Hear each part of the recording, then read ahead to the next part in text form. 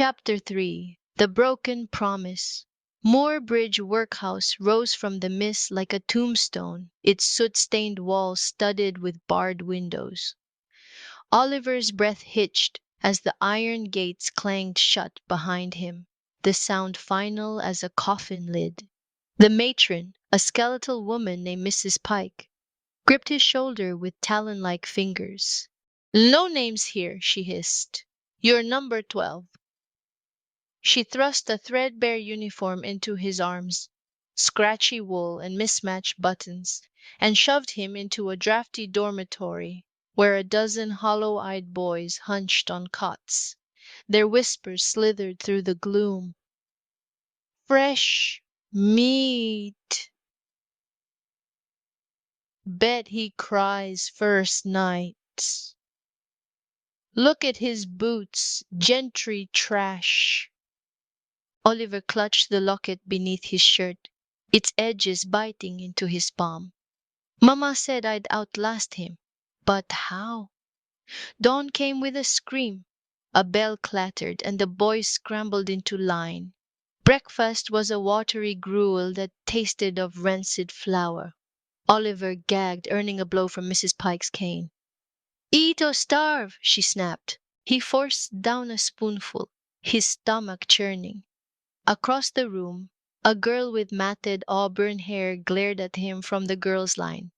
Her eyes, a fierce, unbroken green, locked onto his as if daring him to look away.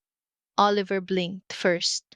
Work began in the rag shop, a cavernous room reeking of lye and rot. Oliver's task was to sort torn fabrics.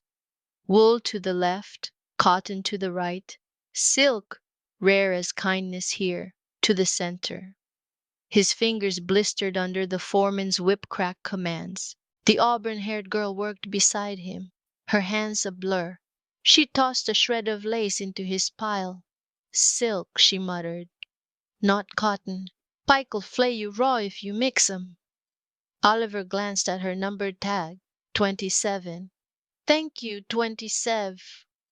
"Eleanor," she cut in, scowling. "Only rats answer to numbers here."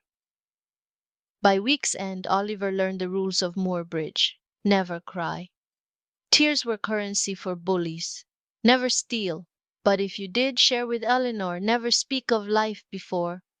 Memories were a luxury. Eleanor became his shadow, teaching him to pocket crusts from the kitchen, to stuff newspaper in his boots against the cold, to swallow grief like a stone. She'd been born in the workhouse, her mother a scullery maid who'd died birthing her. "Ain't no use dreaming of better," she said one night, picking lice from her hair. "Better's a fairy tale." Oliver thumbed the locket. "My father wrote that fairy tales are lies that tell the truth." Eleanor snorted. "Then he's the fool who drowned, yeah?" Oliver flinched. How does she know? "Everyone knows," she said, reading his face. "Blackthorn's bastard heir. They're waiting for you to break." They didn't wait long. On afternoon, the foreman accused Oliver of hoarding rags. A lie, of course, but truth mattered less than punishment. Oliver was dragged to the ice cellar, a black pit beneath the kitchens, and left shivering in the dark. "You'll die here," the cold whispered.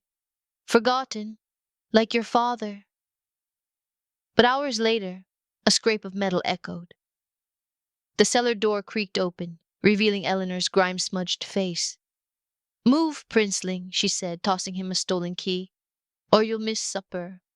"How did you—" "Pike drinks gin till she snores. Easy pickin'." She hauled him up, her hands rough but steady. "Next time, hide the loot before they catch you." Oliver hesitated. "I didn't hoard anything." Eleanor paused, studying him. "Then you're worse than a fool," she said softly. "You're honest." That night, Oliver shared his bread with her under the dormitory stairs. "Why help me?" he asked. Eleanor shrugged. Ain't help, just hate waste. But her glare softened. Keep that trinket hidden. Folk here'd sell their teeth for silver. Oliver clasped the locket. Is all I have left of them. Then it's poison, she said. Dreaming of the past starves the present. 3 months later, the fever returned. Children fell first. Burning skin, delirium, stillness by dawn. Mrs. Pike ordered the sick hauled to the infirmary, a death sentence disguised as mercy. When Oliver woke to Eleanor's rattling breath, her face flushed and glazed, he did the unthinkable. He stole a key. He stole medicine. He stole her. Cradling Eleanor in his arms, Oliver crept to the coal shed, hiding her beneath burlap sacks.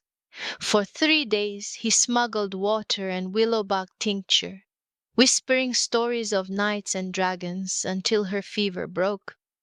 Why? She croaked, blinking up at him. Oliver tucked the locket into her hand. Because fairy tales are lies that tell the truth.